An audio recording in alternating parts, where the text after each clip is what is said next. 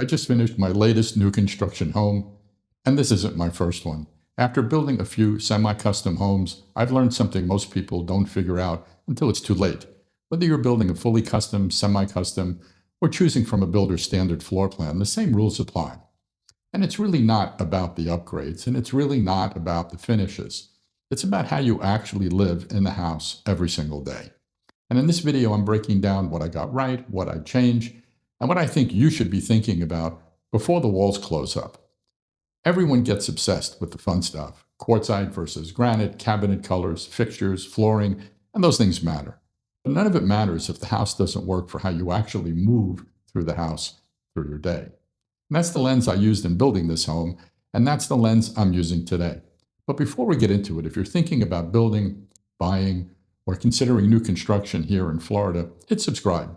I'll keep sharing what I've learned from building, buying, and selling, and living in these homes. And drop a comment below as we go through this. What's the one thing you got right on your build, or the one thing you change? Also, if you're considering new construction here in Florida and want help choosing the right community, comparing builders, understanding incentives, or negotiating before you sign, feel free to reach out. A lot of buyers don't realize this, but having your own representative before you walk in the builder's sales office can make a big difference. The builder has their team. You should have someone helping you think through the decision on your side. All right, let's start at the beginning. The lot selection. Before the house, before the floor plan, before the upgrades, it starts with the lot. Now, I'm going to assume you've already picked your community. That's a whole different and separate video. But let's assume you're standing there looking at the map of available lots. Here's what I did. I waited an extra year for the builder to release lots in the section I wanted. Why? Because I wanted a sunset and water view. And if you've lived through Florida summer, you know those sunsets are uncomparable. For sunset views in your backyard, choose the lot that gives you that view, period. You'll thank yourself every evening. That's not something you can add later with an upgrade. That's the lot. And it's one of the few decisions you cannot undo once the house is built. If your priority is peaceful mornings, coffee on the Lanai, quiet water view, choose carefully. Don't assume a lot backing to a street will always be quiet just because it feels quiet today. Things change. Roads widen. Traffic patterns change. Communities grow. Also remember that orientation affects more than your electric bill. It affects afternoon sun, heat, glare, comfort, and how often you actually use the outdoor space. And a water view lot premium can mean anything from a beautiful long water view to a small retention pond you'll stare at for the next 20 years. So don't just buy the label, buy the actual view. And once you have the lot, the next thing people think about is the look of the home. Exterior elevation is a personal preference. Pick something you'll still enjoy looking at 10 years from now. But one thing I'm going to do is treat as foundational at this point are hurricane impact windows. For most new construction includes them standard, but if yours doesn't, put them on your list immediately. Homes without impact windows are getting harder to sell, and retrofitting them after the home is built is much more expensive than building them in from the start. This is not just an upgrade anymore. In Florida, it's becoming part of what buyers expect. Now let's talk about the floor plan, because this is where day-to-day living is actually decided. Build what you need, not what looks impressive on paper. That extra bedroom, a lot of the time, it's not really a bedroom you use. It's just square footage. If the room sits empty most of the year, you didn't gain a room. You gave up space you could have used somewhere else every single day. I'd rather have fewer rooms that are larger and more functional than more rooms that just sit there. That might mean a bigger primary suite or more ample primary bath or a primary bedroom with room for a retreat. Or it might mean a larger laundry room, better storage, a larger pantry, or extra garage space. Those are the areas you use every day. That guest bedroom might get used 4 times a year. So the real question is, which spaces deserve the square footage? Let's spend a little more time on the primary suite, because this is one of the most important spaces in the house. A larger primary bedroom gives you options. Maybe it's a small seating area with a couple of comfy chairs and a place to watch TV or read that isn't in the main living room. That space you use every day. A few specific things are worth thinking about. First, access sliders instead of a standard window where the room plan allows for it. If you can consider larger sliders, something in the 7 to 8 foot range, because that added height makes the room feel just so much more open. The larger sliders give you private access straight out to the living space, and it brings in far more natural light than a window ever could. Lighting in the primary bedroom should also be planned carefully. I would want at least 4 cans or LED lights in the ceiling and leave the center room for a ceiling fan. And if you're doing a tray ceiling, beams, or any decorative ceiling detail, discuss the air vent locations early. You don't want an air vent landing in the middle of one of the designs. And choose your TV wall early. Once you know where the bed is going and where the TV should be, place the outlets at the right height so you're not dealing with wires running down the wall later. And this is especially important in Florida because many of the exterior walls are block. If the wall you want to modify later is an exterior block wall, adding or moving electrical after the home is finished becomes much more difficult. I'd also add speaker wires in the primary bedroom and bathroom during the build. You'll thank yourself later. In the primary bath, lighting matters. You need bright lighting for grooming and separate lighting that can be dimmed down for relaxing. A bath at the end of the day shouldn't feel like an operating room. Vanity lights alone are not enough. The ceiling should have enough cans or LEDs to give you flexibility. And if you have a separate his and her closets, personalize each one to the person using it. Everyone stores and organizes differently. A generic closet layout means both people compromise. And the same thinking applies to the bones of the house. The theme here is simple. The walls are only open once. Before drywall goes up, document everything. Take photos and video of every wall. Walk the room. Walk the home, room by room, and capture where the plumbing lines, electrical lines, speaker wires, low voltage, blocking, and studs are located.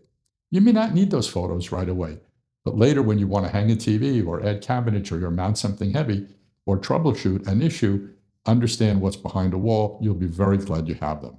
And this is also the time to think about square footage. Adding square footage during construction is far cheaper than adding it later.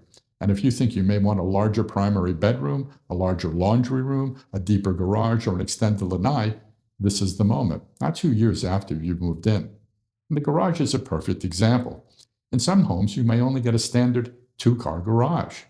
If the builder offers garage depth extension, adding another 4 to 6 feet, it can make a huge difference. Suddenly you have room to move around the vehicles, store things properly, add a workbench, or maybe even fit a golf cart. And this is the time to think about plumbing. Consider where the water filtration system would live. Add a water line for an ice maker or an extra refrigerator in the pantry or garage. If the wet bar is anywhere in your future, great room, loft, media room, rough in the plumbing now, even if you don't finish it right away. Think about showers instead of bathtubs and secondary bathrooms. And if you're building a large primary shower, think through the shower plumbing and layout carefully. 2 shower heads can make the space feel more functional and more luxurious, but I would also consider a 3rd outlet for a handheld shower wand. That handheld wand may not sound exciting, but in a large shower, it makes it much easier to clean. Also think about shower cutouts or niches for shampoo, soap, and products. More is usually better, especially if 2 people are sharing the shower and using different products. And if the shower is large enough, consider a built-in seat or shelf. It can be useful for comfort, convenience, shaving, or simply having another place to set things down. Like most plumbing and tile decisions, all of this is much easier to plan during the build than to add later. Hardscape matters too, and that could mean a gated entry area or an extended wall in the lanai that gives you options later for a fireplace or an outdoor kitchen. If it needs to be part of the permit process or block wall, talk to the builder early. Even if you're not planning a pool right now, think about how you may use the lanai later. If there's a chance you may want a fire pit, fireplace, or gas feature outside, ask for a gas line, call out now. It's a simple conversation during construction, but it becomes a much bigger product after the home is finished. In Florida, I would also add a whole home surge protection at the panel. Between lightning and power issues during storm season, a surge protector can help protect thousands of dollars in electronics and appliances. A few more things to think about while the walls are open. Homes bib, ideally 1 in each corner of the home, plus 1 near the front entry. Outdoor outlets, at least 1 per corner, to place them where they actually can be useful. A 220 line in the garage, if an electric vehicle may be in your future. And a generator transfer switch if your builder offers it, even if you're not buying a generator yet. Anything you might reasonably want in the next 5 or 10 years is worth considering now while it's cheaper and easier. Now let's talk about the kitchen, the room where daily life gets tested. First, be honest with yourself. Do you cook? Do you entertain? Do you have a large family? If you cook often, a walk-in pantry is a must. And don't think it's only about dry storage. Think about it as additional refrigeration, prep space, small appliances, and maybe even a prep area inside the pantry. If you don't cook much, a smaller kitchen with more standard options may honestly serve you better. The island should be as big as the kitchen allows. If you entertain, that's where everyone winds up anyway. And forget, you can use both the front and back of the island for storage. Storage is another big thing. Drawers over lower cabinets wherever possible. They cost more, but they're far more practical. Where you do have lower cabinets, get pullouts. Appliances matter too. Get a large refrigerator and freezer. If you find out later you needed more space, your only option is usually a second refrigerator in the garage, and that's not ideal. If you cook and entertain often, get a backup oven. That could be a wall oven with a microwave combo, a double oven, or a range with an oven below it plus a second wall oven. We have 2 ovens and we use them both, and not just for the holidays. And get a warming drawer. If you cook and entertain, you'll use it constantly. A pot filler near the range is also worth considering. It's one of those small conveniences you don't fully appreciate until you have it. If you're a wine enthusiast and plan to display wine, a chiller is a must, especially here in Florida. That was a lesson I learned. A wine wall can look beautiful, but without refrigeration, some wine may turn before you ever get a chance to enjoy it. I would also consider reverse osmosis or water filtration at the sink. Drinking and cooking water is something you use every day. 2 final kitchen pet peeves. Lighting and outlets. You never have enough lighting in a kitchen. Builders often underlight kitchens, so make sure you have real task lighting, not just decorative pendants. And add more outlets than you think you need, including the island and the pantry. Once the kitchen is planned, the next thing is to talk about the great room. That's that big open space, the things that most people love. But there's a trade-off no one talks about enough. Sound travels. The TV in the great room can be heard in the kitchen, dining area, and nearby office. And it works the other way too. Someone on a speakerphone or scrolling social media can distract the person trying to watch TV or relax. And there's no perfect fix inside the great room itself. Open concept means open acoustics. The answer is to make sure the home also has another space where someone can retreat. A den, office, loft, media room, or primary bedroom seating area. Open concept gives you togetherness, but it works best when you can also build a space to get away for 20 minutes. Now let's talk about lighting, audio, security, wiring, and Wi-Fi. This is another area people think about too late. Every bedroom and secondary living space should be planned before the electrical walkthrough. TV outlets should be placed at real viewing height, not baseboard height. Every room should have more than just a center box for lighting. I'd recommend 4 cans or LED lights for dimmable lighting and the center box reserved for a ceiling fan. On a large lanai, don't underlight it. I'd want at least 4 dimmable ceiling lights and 6 if the space is large enough. For exterior lighting, think about dimmers and timers during the electrical stage. This is useful for lanai lights, entry lights, landscape lighting, and rear yard lighting. And if you plan to add landscape lighting later, I'd still add overhead floodlights to the rear of the home. You may not use them every night, but for security, grilling, cleaning, or checking the backyard after dark, you'll be glad they're there. The garage also needs more attention than people give it. If you use it for tools, bikes, workbench, golf carts, storage, or extra refrigeration, add lighting and outlets now. On audio, the key is wiring when the walls are open. You don't have to buy all the equipment right away, but speaker locations and wiring are much easier during construction. Ideally, each room can be controlled independently or synced together for entertaining. You may want to start with 4 or 5 zones: primary bedroom, bath, great room, lanai, media room, and expand later. If your lanai is large, add a second set of speakers. Otherwise, 2 speakers have to cover the whole space, and you end up turning the volume too high. In my home, the great room TV connects to a soundbar, and adding a subwoofer makes that space the center of music of the home. From there, you can share sound through the kitchen, the loft, the lanai, and other rooms for ambient sound. And if you want the best experience, I'd recommend a subwoofer in the great room and another one in the primary bedroom. Security cameras are also best handled during the build. This usually falls under low voltage, along with speaker wiring, Ethernet, video cables, and Wi-Fi access points. If your builder offers Wi-Fi access points or extenders, consider them. Larger homes almost always develop weak signal areas. Bonus rooms, extended primary suites, and lanais are common examples. Now, let's talk finishes. Floors are best handled during the build. A lot of people think they can close with basic flooring and replace it later.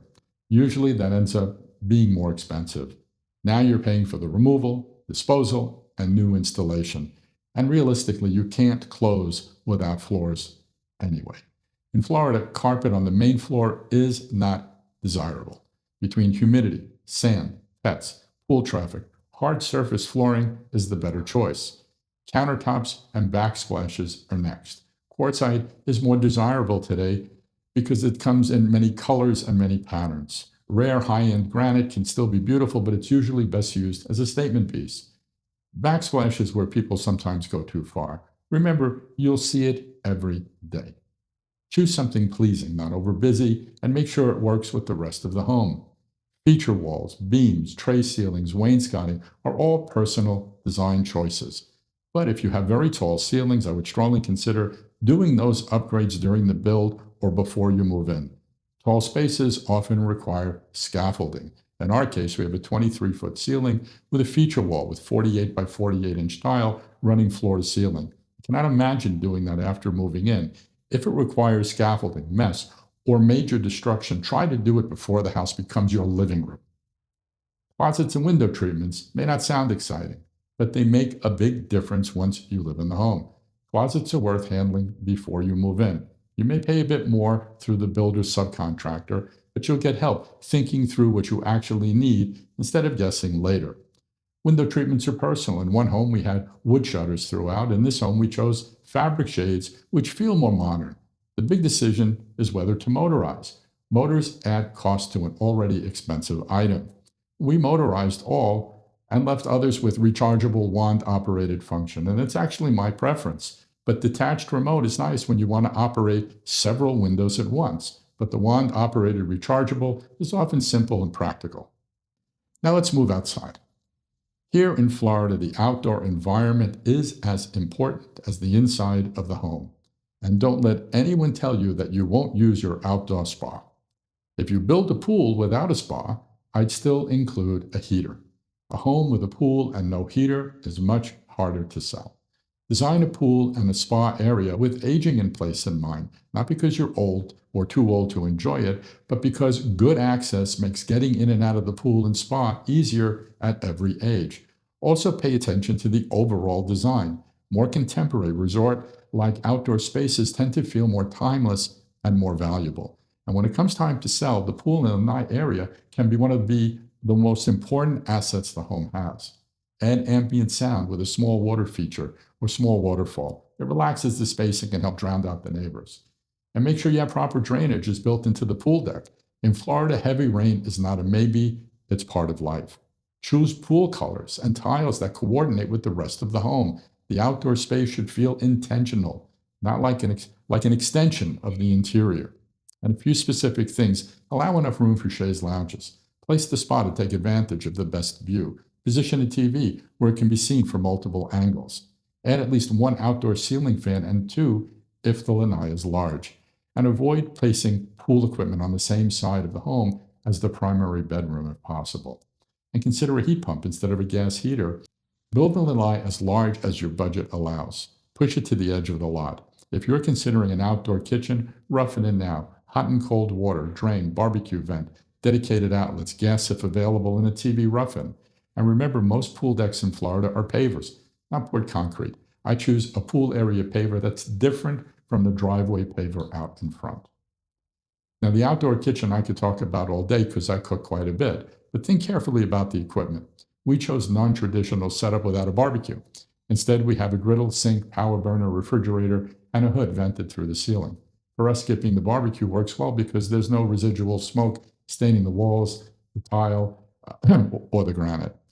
And if you do install a barbecue, stainless steel backsplash is probably your best option. For cabinetry, we chose high-density polyethylene marine-grade cabinetry. It holds up to direct sun and is designed for outdoor use. Wood products should never be used outdoors in Florida. So that's the walkthrough. What I keep, what I would change, what I think about before the walls close. And the big takeaway, simple. None of this matters if the house doesn't fit how you actually live. The finishes are fun. The upgrades are exciting. But the real quality of life comes from the decisions people don't think enough about. Your lot orientation, the plumbing lines nobody sees, the outlets in the right places, the garage depth, the outdoor living space, the rooms you use every day versus the rooms that you use 4 times a year. And those are the things that make the house work. And the easiest mistake in new construction is spending too much of your budget on the things you can change later and not enough on the things that are difficult or almost impossible to change later. Cabinet hardware can be changed. Lighting fixtures can be changed. Some finishes can be changed. But lot choice, square footage, plumbing, electrical, garage depth, ceiling height, and outdoor space are much harder to fix after the fact. So if you're building right now or thinking about building, I hope this helps you ask better questions before those decisions become permanent. And if you're considering new construction here in Florida and want help choosing the right community, comparing builders, understanding incentives, or negotiating before you sign, feel free to reach out. Having someone on your side who understands both the real estate side and the building process can make a big difference. And if you found this helpful, subscribe to the channel. I'll keep sharing what I've learned from building, buying, selling, and living in these homes in Florida. And drop a comment below. What's the one thing on your build you'd go back and change? Thanks for watching.